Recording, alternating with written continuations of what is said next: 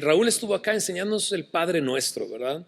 Pero unas semanas atrás, antes del 10 de mayo, vimos también a través de Alex cómo estas tres cosas tan importantes, hacerlas distintas a los hipócritas o a los gentiles. ¿Qué cosa? Orar, ¿no? Ayunar y dar también. Así es que este capítulo está dentro del Sermón del Monte. Y el Sermón del Monte, te recuerdo, no es los pasos para entrar en el reino de los cielos, sino es cómo se ve un discípulo del reino de los cielos. Por eso Jesús ha estado corrigiendo enseñanzas y ahora Él nos va a hablar acerca de los tesoros en la tierra frente a los tesoros en los cielos. Vamos a leer la primera parte de esta porción, Mateo capítulo 6 a partir del verso 19. Vamos a leer hasta el verso 24. Vamos a dejar la segunda parte para leerlo a la mitad del mensaje. Vamos a orar y pedirle al Señor que hable en nuestras vidas. Dice así: no os hagáis tesoros en la tierra, donde la polilla y el orín corrompen y donde ladrones minan y hurtan, sino haceos tesoros en el cielo, donde ni la polilla ni el orín corrompen y donde ladrones no minan ni hurtan. Porque donde está vuestro tesoro, donde esté vuestro tesoro, allí estará también vuestro corazón. La lámpara del cuerpo es el ojo, así que si tu ojo es bueno, todo tu cuerpo estará lleno de luz. Pero si tu ojo es maligno, todo tu cuerpo estará en tinieblas. Así que si la luz que en ti hay es tinieblas, ¿cuánto no serán las mismas tinieblas? Ninguno puede servir a dos señores, porque o aborrecerá al uno y amará al otro, o estimará al uno y menospreciará al otro. No podéis servir a Dios y a las riquezas. ¿Oramos? Señor, gracias por tu palabra. Ponemos este tiempo en tus manos, Señor. Te rogamos que tú hables a nuestras vidas y transformes nuestras vidas por medio de tu palabra, Señor. Ayúdanos a entender lo que tú quieres decirnos. Ayúdanos a que la semilla de tu palabra encuentre buena tierra en nuestro corazón, Señor, y que pueda dar fruto en nuestras vidas, Señor. Te lo pedimos en el nombre de Jesús. Amén. Amén. Jesús habla de tesoros y la palabra tesoro me habla de un objeto de alto valor, de riqueza acumulada. Es en cofres donde algunos pueden guardar aquellas cosas que consideran preciadas o preciosas y los esconden de tal manera que nadie los encuentre, creyendo que de esa manera podemos protegerlos. Por eso los piratas, ¿verdad?, escondían tesoros y hacían un mapa. ¿Y qué escondían en esos cofres? Bueno, monedas de oro, coronas o el corazón de algún pirata por ahí. Bueno, esa es otra historia, ¿verdad? Pero ponemos en esos lugares aquello que consideramos que tiene mucho valor. Y aquí Jesús está diciendo: no te hagas tesoros en la tierra, sino hazte tesoros en el cielo. Porque los tesoros en la tierra tienen limitantes. Por un lado, se pierden fácilmente. Ahí mismo lo dice: la polilla y el orín corrompen esos tesoros y los ladrones minan y hurtan. El hecho de que mencione estas tres cosas en el contexto en el que Jesús está hablando nos recuerda aquellas cosas que tenían valor en ese tiempo. Por ejemplo, la polilla es la que se come los vestidos. Y una persona rica, incluso Jesús utiliza esa imagen, un hombre rico se veía su riqueza a través de los vestidos que utilizaba, vestidos de púrpura, con tintes de diferentes lugares, costosos, con los que teñían su ropa y mostraban así su riqueza. La polilla corrompe los vestidos. La palabra orín es la palabra óxido, pero en el original hay algo muy interesante. En el original esta misma palabra, en otras porciones de la Biblia, se traduce como comida. Extraño, ¿verdad? Como comida. Y lo que muchos consideran es que está haciendo referencia a cómo los animales, insectos o roedores se comían los granos que guardaban las personas en graneros. Y también tiene sentido. Cuando se habla de personas ricas en la Biblia, se habla de que tenían graneros. Incluso hay uno que iba aumentando sus riquezas, que cada vez hacía más grandes sus graneros. Pero también esto puede ser comido. Hace unos días vi un meme que debe haber circulado ya desde hace algún tiempo, de una persona que guardó sus billetes en una alcancía. pero animales, no sé qué animales, se comieron los billetes y cuando los rompió, los billetes estaban en dos, ¿no? ¿Qué otra cosa? Dice aquí, ladrones minan y hurtan. Y sí, la palabra minar es eso, escarbar. Y es que en ese tiempo las casas eran de lodo, de tierra. Por lo tanto, si tú te ibas un tiempo de tu casa, los ladrones podían escarbar, ¿no?, en tu pared, hacer un hueco y robarte aquello que consideras tu riqueza. Así es que los tesoros en la tierra tienen limitantes. El orín y la polilla y los ladrones pueden terminar con ellos muy pronto. No solamente eso, los tesoros en la tierra también tienen como limitante que no dan seguridad frente al futuro eterno. No hay manera de que nosotros con dinero, con riquezas, pudiéramos hacer frente al juicio de Dios, hacer frente a la eternidad. Y por último, los tesoros en la tierra tienen limitantes porque no satisfacen. Una persona que tiene, que gana dos pesos, piensa que será rico cuando gane 4 pesos. Pero una persona que gana 2,000 pesos piensa que va a ser rica cuando gane 4,000. Y así podríamos extendernos constantemente. Las riquezas no satisfacen y siempre uno busca tener más. Pero no solamente eso, no solamente tienen limitantes los tesoros en la tierra, también al acumularlos atrae peligros espirituales. La Biblia me habla acerca del amor al dinero como algo que puede ponerte un lazo. Incluso cosas que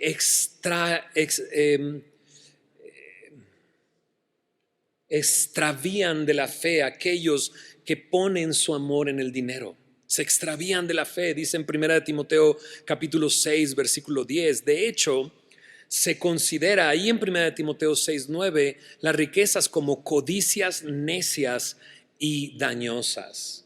Peligros espirituales al acumular riquezas en este mundo: el orgullo, la avaricia, la deshonestidad, la idolatría. De hecho, Pablo se atreve a decir que la avaricia es idolatría en Colosenses 3, en el capítulo 3, versículos 5 al 7. Esos son los tesoros en la tierra. Se pierden fácilmente, no dan seguridad para el futuro eterno, no satisfacen. Pero frente a los tesoros en el cielo, hay una gran diferencia. Los tesoros espirituales. ¿Cuál podría ser un tesoro espiritual? Piensa en esto: conocer a Dios y su sabiduría. De hecho, en Proverbios encontramos que la sabiduría de Dios tiene mucho más valor que oro o que plata.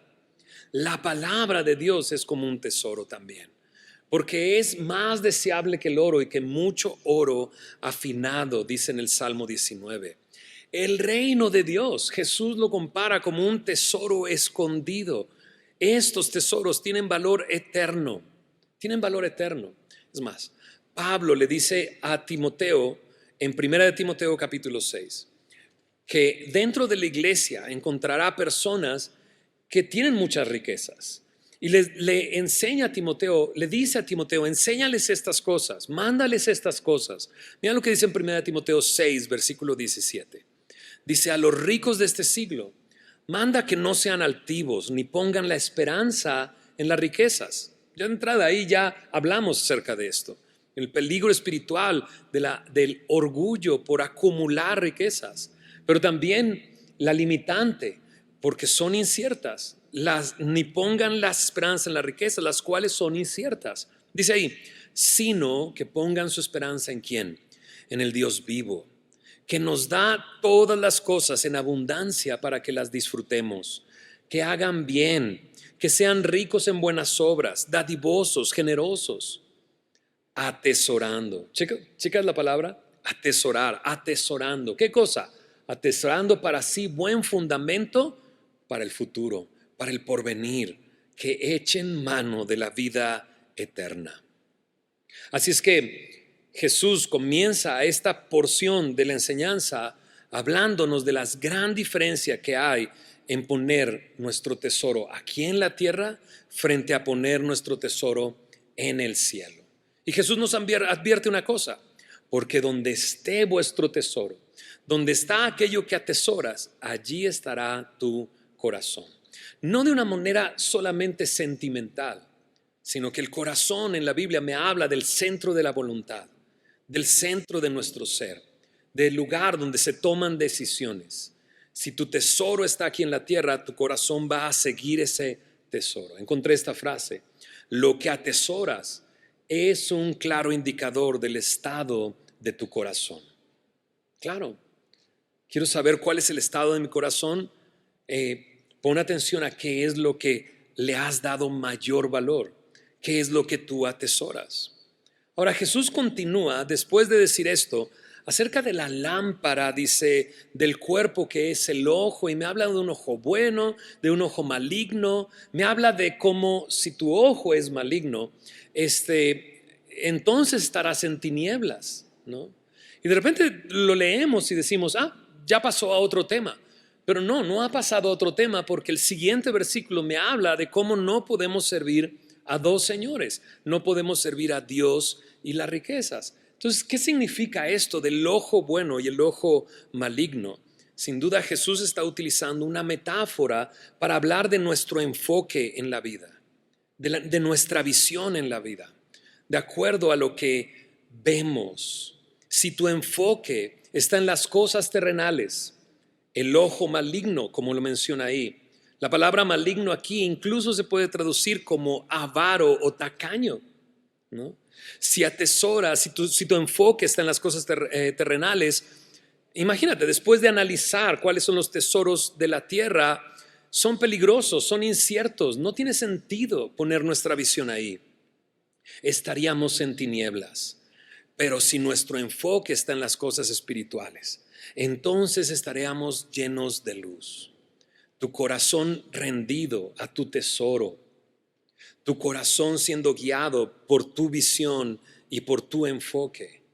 Y concluye esta porción diciendo: ¿a quién sirves? ¿A quién adoras? ¿No? Porque no se puede servir a dos cosas, a dos señores. Interesante que utilice la palabra señores. La palabra señor me habla de un dueño o un amo. Y también es interesante que diga ahí, no puedes servir a dos señores. Porque la palabra servir me habla de alguien que es esclavo. Por lo tanto, está diciendo, si tu enfoque es en las cosas terrenales, estás en oscuridad, ¿cuánto más será la oscuridad misma? Pero estás entonces sirviendo a un Dios que son las riquezas. ¿A quién estás sirviendo? ¿A quién adoras? O si seguimos el contexto de esto, ¿a quién atesoras? ¿Qué es lo que estás acumulando? Porque Jesús nos dice, aquí hay de dos sopas: o estás adorando a Dios o estás adorando riquezas materiales, ¿no? Ahora, esto pretende hacernos ver, darnos cuenta, ¿dónde está mi tesoro? ¿Dónde está mi corazón? ¿Cómo tomo decisiones? ¿Cuál es mi enfoque? ¿Cuál es mi visión? ¿Cómo me rijo? ¿No? Ahora, hubo un hombre que se acercó con Jesús, y Mateo registra ese encuentro en Mateo capítulo 19. Un hombre que pareciera que tenía una visión de él mismo equivocada. Cuando nos topamos con pasajes como este, donde nos ponen dos extremos, dos situaciones distintas, una contraponiéndose con la otra, no nos podemos quedar en medio. ¿Estás de acuerdo? Definitivamente estás en una de las dos posiciones. Y Jesús, a este joven con quien tiene un encuentro, lo va a poner en jaque, de tal manera que se va a dar cuenta, no solamente los que están ahí, sino él mismo, en dónde está su corazón. Esta historia se le conoce como la historia del joven rico, ¿no? Tendría que leer más acerca de los otros evangelios, pero creo que no, joven no estamos pensando en un joven de 20 y tantos años, ¿no? Pero sí nos damos cuenta que tiene muchas posesiones. Cuando se acerca con Jesús, tiene una visión equivocada de él mismo, porque llega y le dice: maestro, bueno, ¿qué tengo que hacer para heredar, tener la vida eterna? Y Jesús le dice, ¿por qué me llamas bueno? ¿No? Ninguno hay bueno, solamente Dios. Pero entonces le dice, ok, si quieres entrar en la vida, guarda los mandamientos. Él le pregunta, ¿cuáles? Él dice, no matarás, no adulterarás, no hurtarás, no dirás falso testimonio, honra a tu padre y a tu madre, amarás a tu prójimo como a ti mismo. Y el joven le dijo, todo esto lo he guardado desde mi juventud. ¿Qué más me falta? ¿No? Este no estuvo en el Sermón del Monte, ¿va? Porque aquellos que hemos estado en el Sermón del Monte nos damos cuenta que Jesús definió qué es no adulterar, definió lo que es no matar, incluso definió qué es amar al prójimo. ¿Te acuerdas? Pero este joven de repente escucha eso y dice, todo eso lo he guardado desde mi juventud. ¿Qué más me falta? Entonces él prácticamente está diciendo, yo estoy bien con Dios. He guardado sus mandamientos desde que era un chavito, ¿no? Desde que era un jovencito. Lo he estado haciendo todo este tiempo, ¿no? Y a veces cuando se nos pone en esta situación, nos sentimos así. Yo soy semilloso, ya pasé navegantes 1, 2, 3. Porque la gracia todo lo cambia. Ya sé estudiar con gozo la Biblia, ¿no? Y nos sentimos de esa manera. Pero aquí Jesús lo va a poner en jaque. Checa lo que dice. Jesús entonces le dice, si quieres ser perfecto, anda, vende lo que tienes, dalo a los pobres y tendrás, ¿qué dice? Tesoro en el cielo. Ven y sígueme.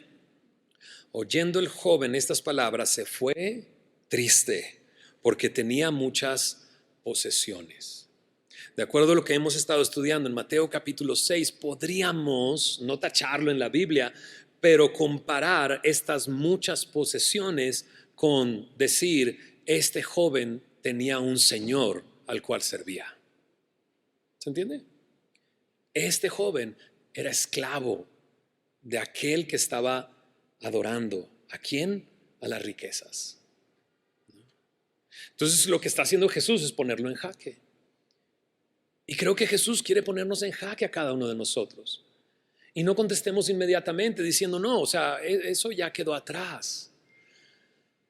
No sé si te pasa a ti, a mí me pasa. Mi caminar cristiano, ¿no? Aunque siempre estoy esperando que sea hacia la madurez y creciendo, ¿cuántas veces nos sentimos que damos un paso y luego damos dos para atrás? No puede ser, ¿no? Y venimos un domingo y Dios toca nuestra vida, transforma nuestra vida, entendemos una cosa, tomamos una decisión y luego 2 semanas atrás, 2 semanas más adelante, estamos batallando con lo mismo. Y dices, entonces esto pretende así, ponernos en jaque, voltear a ver cuál es mi tesoro, en qué estoy enfocado, qué es lo que estoy viendo. Como dice Jesús, ¿verdad?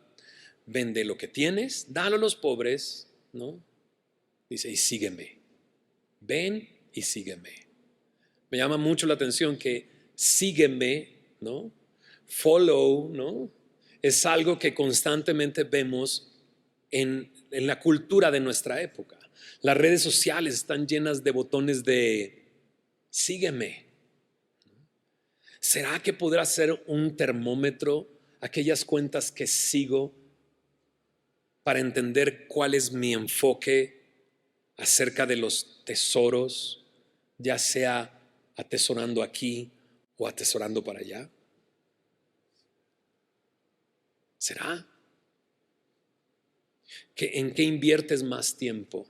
¿Qué es lo que más buscas? ¿Qué es lo que más tu enfoque, en qué está? Porque si está en los tesoros en la tierra, es el momento en que te des cuenta que todo eso se puede terminar en cualquier momento. La polilla, el orín o ladrones pueden quitarte aquello que tú atesoras. No solamente eso, que tu insatisfacción te ha estado llevando a querer más y más y más y más. Y adivina cuándo va a parar. Nunca. ¿Y por qué no va a parar? ¿Por qué no puedo dejarlo? Jesús lo dice claramente. Nadie puede servir a 2 señores. No puede servir a Dios y a las riquezas. La riqueza aquí Jesús la está comparando con un Dios. Y los dioses son caprichosos. Los dioses son caprichosos. E incluso no sabes qué es lo que van a hacer. Pero tu Dios, por otro lado, es muy distinto. Tu Dios no es caprichoso. Tu Dios es un Dios fiel. Es un Dios que cumple sus promesas. Es un Dios en quien puedes confiar. Pero en las riquezas, no. Ese es un Dios caprichoso, que nunca puede llenarte, nunca puede satisfacerte. Este hombre se fue triste porque tenía un amo, tenía un dueño, tenía muchas posesiones. En ese momento Jesús dice, es muy difícil que un rico entre al reino de los cielos. Y lo dice así, tan difícil como es más fácil, de hecho, dice Jesús, que un camello entre por el ojo de una aguja, que un rico entre en el reino de los cielos. Y muchas veces hemos escuchado esto diciendo, bueno, en las puertas de las ciudades había un portón grande y luego había una puerta para una persona que solamente se abría después de ciertas horas para no tener abierta la ciudad. Un camello entrando por ahí es difícil, pero otros dicen, no, Jesús está hablando de una aguja y de un ojo de una aguja. Entonces la comparación es inmensa. Es más fácil que un camello entre por el ojo de una aguja que un rico entre en el reino de los cielos. Sus discípulos en ese momento dicen, no, pues ¿quién puede? ¿Quién podría? Sus discípulos. Eso me llama la atención. ¿Quién pues podrá ser salvo? Porque entonces los discípulos están diciendo, todos son ricos, ¿quién podrá ser salvo? Y es que de una u otra manera, este problema no es de los ricos nada más, sino es un problema de todos nosotros. Porque todos nosotros a nuestro nivel queremos un poco más y no estamos satisfechos. Y a veces confiamos en eso. Uy, ya me pagaron, ¿no? Uy, lo depositaron en otra cuenta. Uy, ya me pagaron. Mi amor, tengo que ir al doctor. ¿Se entiende lo que estoy diciendo? Jesús entonces dice, para los hombres esto es imposible, mas para Dios todo es posible. El contraste con este hombre es con los discípulos. Los discípulos tenían sus negocios, eran pescadores. Andrés y Pedro echaban las redes, eran pescadores, y Jesús llegó y les dice, ven en pos de mí, y yo haré que seas un pescador de hombres. ¿Y qué hicieron ellos? Dejaron las redes y le siguieron. El mismo Juan y Jacobo estaban remendando las redes, y ellos dejaron las redes, las barcas, y a su padre, y siguieron a Jesús. Y ahí están los discípulos siguiendo a Jesús y ven a este hombre llegar y cómo Jesús lo pone en jaque. ¿Sabes? En jaque, ¿no? En el ajedrez es un movimiento que hace que la otra persona esté siendo atacado pero aún tiene una salida. El siguiente movimiento, jaque mate, es que ya no tiene ningún movimiento, no puede moverse a ningún lado y gana la partida el que hace el jaque mate, ¿no? Pero en jaque todavía puede huir. Y este hombre huyó, teniendo frente a él aquel que podía librarle de la esclavitud en la que él estaba viviendo. ¿Se entiende lo que estoy diciendo? Otra jugada, y muchos lo hacen, los que saben más de ajedrez, yo no sé mucho de ajedrez, pero sé que los que saben de ajedrez pueden ver hasta no sé cuántos movimientos adelante. Entonces ellos ven un jaque y pueden ver todos los movimientos que va a hacer el contrario, y si se da cuenta que va a hacer 6 movimientos pero aún así no va a escapar, lo que hace es rendirse, tira su rey, porque sabe que en 6 movimientos van a acabar con él, no tiene escapatoria. Este hombre siguió huyendo, pero hay otros que necesitan rendirse. ¿Qué será mejor? Si Jesús te está poniendo en jaque y te das cuenta que estás atesorando las cosas de este mundo más de lo que atesoras al Señor, Y si te está poniendo en jaque, no huyas. Mejor, ríndete. ¿Pero qué tengo que hacer, pastor? Arrepiéntete. Ven delante del Señor y dile: perdóname, Señor, estoy poniendo en un lugar que solo te pertenece a ti mis cosas materiales, que ahora me doy cuenta son inciertas y las puedo perder en cualquier momento. Y no me van a satisfacer. Escucha, Jesús dijo: si alguien tiene sed, venga a mí y beba. De su interior correrán ríos de agua viva. Estarás completamente lleno, tan lleno que vas a poder bendecir a otros. Jesús le dice a la mujer samaritana: si tú bebes de esta agua, volverás a tener sed, pero si bebes del agua que yo te daré, no tendrás sed jamás. Él es el único que puede satisfacerte. Cantábamos hace unos momentos, ¿verdad?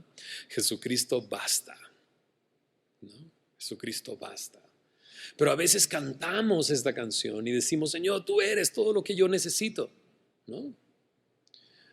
Pero al vivir no reflejamos eso que cantamos. Este joven rico con su boca dijo: yo lo he hecho todo eso desde la juventud. Pero cuando Jesús lo puso en jaque, se dio cuenta: tengo muchas posesiones, ¿no? Qué seriedad. Está fuerte, ¿verdad? Debo de admitir que nos distraemos muy fácilmente. Yo me distraigo muy fácilmente. Debo de admitir que me distraigo fácilmente y que mis ojos vuelan de repente a buscar cosas que no necesariamente son pecaminosas, pero que creo que pueden satisfacerme un poco. ¿Se entiende lo que estoy diciendo?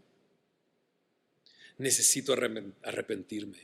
Necesito volver a poner mis ojos en el Señor. No en mí, no en lo que yo pueda hacer por mi familia, no en lo que yo pueda generar, sino en lo que Él ya me ha dado y con lo que Él ya me ha bendecido. Mientras más conoces al Señor, es más, leí también esta frase. Cuando nos acercamos al cielo, los tesoros y las preocupaciones terrenales se ven muy pequeñas y triviales. Y es cierto. Necesitamos acercarnos más al Señor, poner nuestra mirada ahí. ¿Qué debo de hacer con lo terrenal? Colosenses 3, 1 al 3 me dice: si ya resucitaste con Cristo, si tienes una nueva vida, pon tu mira en las cosas de arriba, no en las cosas de la tierra. Pon tu mirada en donde está Jesús sentado a la diestra del trono de Dios, ¿no? Pero luego después dice: haced pues morir lo terrenal que hay en ti. Mira lo que dice ahí en Colosenses capítulo 3 versículo 5.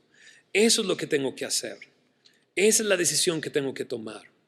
Colosenses capítulo 3 versículo 5. Dice ahí: haced morir pues lo terrenal en vosotros. Checa lo que dice: fornicación, impureza, pasiones desordenadas, malos deseos y avaricia, que es idolatría. Versos 6 y 7, checa.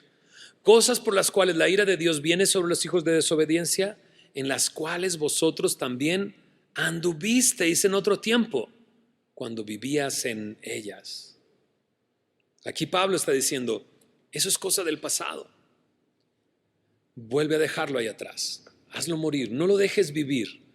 No le des más aire. ¿Cómo le doy más aire? ¿Cómo le doy vida? Cuando estoy enfocado y mirando aquellas cosas que me distraen del Señor y me hacen querer atesorar cosas de este mundo en lugar de atesorar cosas celestiales, cosas que tienen valor eterno y que nunca van a terminarse. Sigamos adelante. Mateo capítulo 6 verso 25. Por tanto os digo, ¿no? Siempre que hay un por tanto hay que preguntar: pues ¿qué tanto? ¿Verdad? De acuerdo a lo que acaba de enseñar, ¿no? ¿Qué hemos estado aprendiendo? Hemos aprendido que orar tengo que hacerlo delante del Señor, no para ser visto de los hombres. Que si doy tengo que hacerlo también de esa manera, no para ser visto por los hombres. Si ayuno de esa misma manera, que tengo que depender del Señor, venir en oración a Él. Pero también que mi enfoque tiene que estar en las cosas celestiales, que mi tesoro tiene que estar en lo celestial. Por lo tanto, que mi Dios tiene que ser el Señor. No puedo servir a dos señores. Por lo tanto, dice, no te afanes por tu vida. Dices que si lo dejo todo y lo pongo a Él como prioridad, ¿qué va a pasar con mi vida? Y Jesús dice, no te afanes por vuestra vida. ¿Qué habéis de comer o qué habéis de beber? Ni por vuestro cuerpo, ¿qué habéis de vestir? ¿No es la vida más que el alimento y el cuerpo más que el vestido? Mira las aves del cielo, que no siembran, ni ciegan, ni recogen en graneros, y vuestro Padre Celestial las alimenta. ¿No valéis vosotros mucho más que ellas? Entonces, si tienes al Señor como tu Dios, como tu Señor, ¿por qué te afanas si tú estás sirviéndole a Él? Una razón para no afanarse, aquí, si te gusta anotar, anota estas 4 cosas para no afanarme. No te afanes, 4 razones. No te afanes porque Dios tiene cuidado de ti. ¿Cómo lo sé? Porque Dios tiene cuidado de las aves. Por eso, simplemente eso. Pienso en el mundo que Dios creó y cómo creó seres vivos que tienen necesidades. A veces, ¿no te has puesto a pensar por qué no creó algo que listo, ya no necesita nada más, sino ya es y listo? Pero no, tenemos necesidades. Las aves tienen necesidades. Necesitan comer, necesitan alimentarse, ¿no? ¿Y quién le da aquello que necesita? Dios. Ahora, no quiere decir que se queden en su nido con la boca abierta. Bueno, cuando son chiquititos, sí, ¿verdad? Sino que salen y buscan el alimento. No siembran. ¿Quién siembra? ¿No? Pues las aves no están buscando qué sembró el hombre. ¿Quién siembra? Dios, ¿no? No guardan en graneros, pero se levantan cada mañana y van y encuentran en Dios suplida su necesidad. Si Dios tiene cuidado de las aves, ¿no tendrá cuidado de ti? No te afanes, número 1, porque Dios tiene cuidado de ti. Primera de Pedro 5:7 dice, echad toda tu ansiedad sobre Él, porque Él tiene cuidado de vosotros. Número 2, porque no tiene ningún beneficio para ti. Afanarte no tiene ningún beneficio. Checa lo que dice el verso 27. ¿Y quién de vosotros podrá, por mucho que se afane, añadir a su estatura un codo? ¿Puedes hacer algo para aumentar de estatura un codo? Algunos consideran que la palabra estatura aquí me está hablando de edad. Y lo que está diciendo es, ¿alguno podría añadir un día más a su vida? ¿Un mes más a su vida? No. Por más que se afane, no podría hacerlo. Por lo tanto, no te afanes porque no hay ningún beneficio en afanarte. Porque no puedes controlar los días que vives o la estatura que tienes. Nadie, por mucho que se afane, puede alargar sus años en la tierra. Salmo 31:15 es una oración donde el salmista dice, en tu mano están mis tiempos. ¿Okay? Tu segunda razón para no afanarte, porque no tiene ningún beneficio para ti. Tercera razón, porque preocuparme, afanarme es falta de fe. Mira lo que dice el verso 28. Y por el vestido, ¿por qué os afanáis? Considerad los lirios del campo, cómo crecen, no trabajan ni hilan, pero os digo que ni aun Salomón con toda su gloria se vistió así como uno de ellos. Y si la hierba del campo que hoy es y mañana se echa en el horno, Dios la viste así, ¿no hará mucho más a vosotros, hombres, ¿qué dice? De poca fe, hombres de poca fe? Aquí pone otra ilustración, los lirios del campo. Y al decir lirios del campo, me está diciendo que no son lirios que fueron plantados por una persona, sino que son silvestres, sin necesidad del cuidado humano. Y dice, y Dios las viste de esa manera, ¿cuánto no va a tener cuidado de ti si esa hierba del campo un día es y al siguiente día ya no es? Pero el enfoque está en la pregunta final. ¿no hará mucho más a vosotros, hombres de poca fe? Mi afán es desconfianza en el Dios en el cual puedo confiar. Leímos al principio de la reunión el Salmo 40, versículo 4. Bienaventurado el hombre que puso en Jehová su confianza. No te afanes porque afanarte es falta de fe. Y por último, no te afanes porque Dios sabe lo que necesitas. Dice ahí en el verso 31 y 32.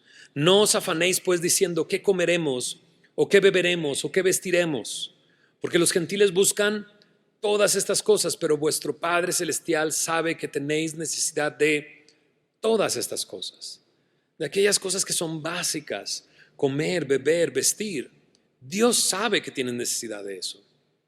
Entonces no te afanes porque Dios sabe que lo necesitas. Así como sabe que el ave necesita, así sabe que tú también lo necesitas. Pienso en esto. Pienso en cómo Dios nos ha rescatado y nos ha dado un propósito. ¿Estás de acuerdo con eso? Ahora tenemos una nueva vida. Ahora tenemos una esperanza. Ahora tenemos un camino el cual podemos andar y un destino. Y tenemos una encomienda. La encomienda es ir y predicar el evangelio a toda criatura. Básicamente encontramos que los tesoros espirituales son más importantes y son más satisfactorios, ¿no? Y que nadie me los puede quitar.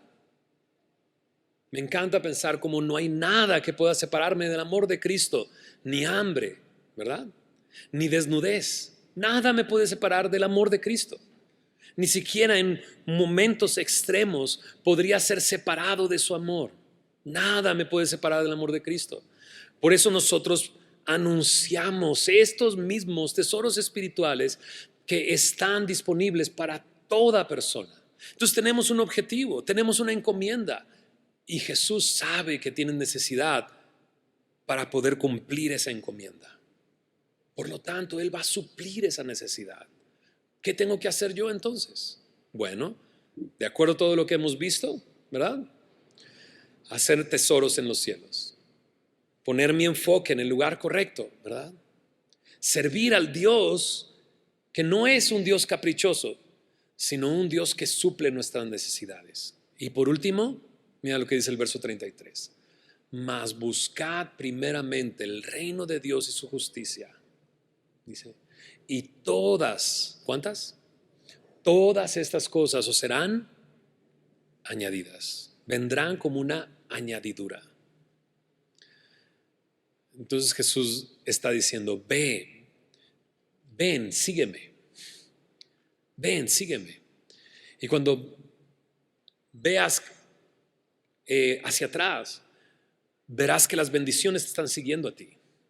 Y no tienes que ir detrás de ellas. Tú tienes que venir detrás de mí y seguirme a mí. Buscad se puede traducir también como seguir en la búsqueda. ¿Y quién puede decir que ya lo encontró? ¿No? Pablo mismo decía, no pretendo haberlo alcanzado ya, pero tengo un propósito, olvidarme de lo que queda atrás y seguir adelante a la meta, al llamamiento que Jesús me ha hecho, a la meta y al destino que es Cristo. Entonces el mismo Pablo que plantó iglesias, que trastornó al mundo en su tiempo, que llenó de la palabra regiones enteras, no lo había alcanzado ya. ¿Qué estaba haciendo? Seguía buscando. ¿Qué cosa? El reino de Dios y su justicia. Así nosotros tenemos que seguir buscando.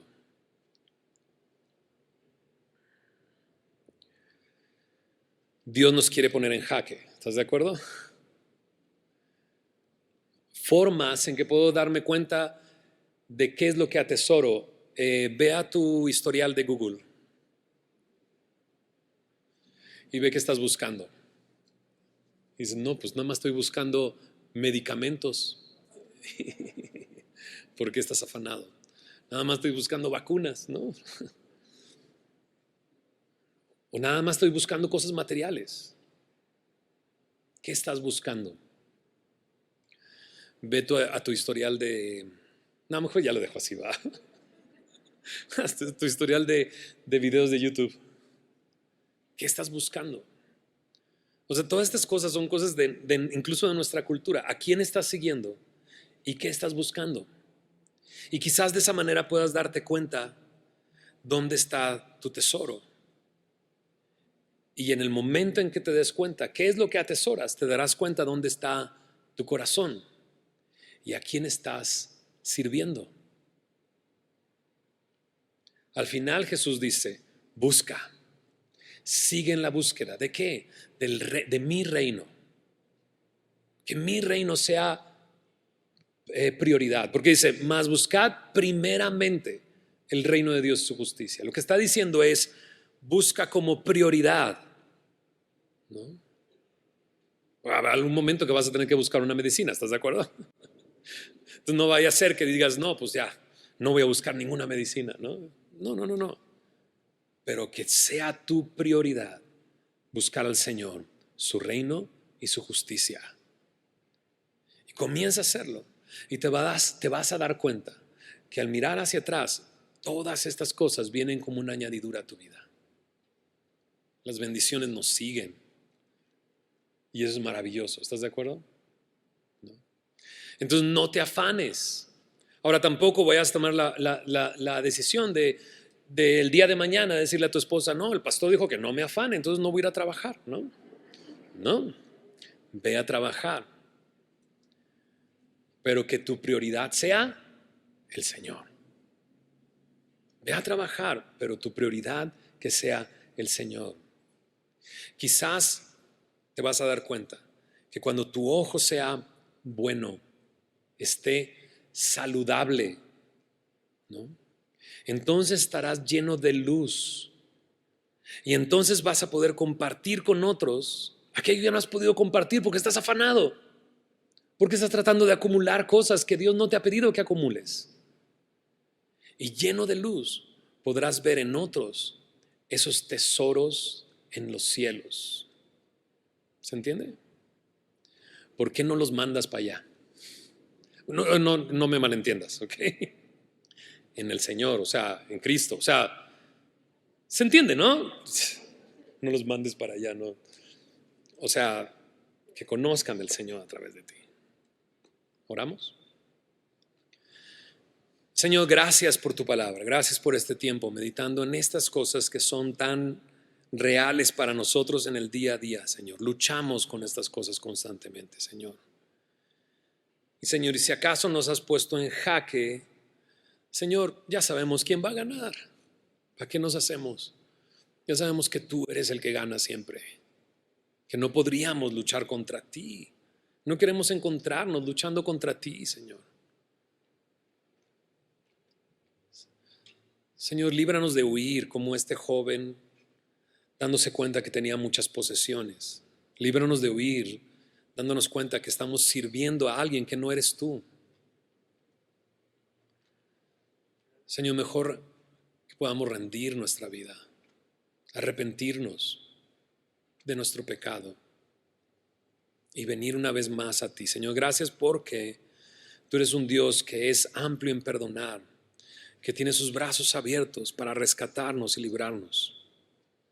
Señor, incluso no tendríamos que decir mucho. A Pedro, hundiéndose en ese mar agitado, lo salvaste solo cuando te dijo, Señor, sálvame. Pero ese sálvame salió de un corazón necesitado de ti, Señor, que sabía que no había nadie más que podía salvarlo de ahí. Señor, danos un corazón así, rendido a ti, Señor, necesitado de ti, que sepa el verdadero valor de las cosas, el valor de lo terrenal y de lo espiritual. Señor, ayúdanos a buscarte a ti, Señor, constantemente, a dejar de buscar otras cosas que ni satisfacen y que fácilmente podemos perder.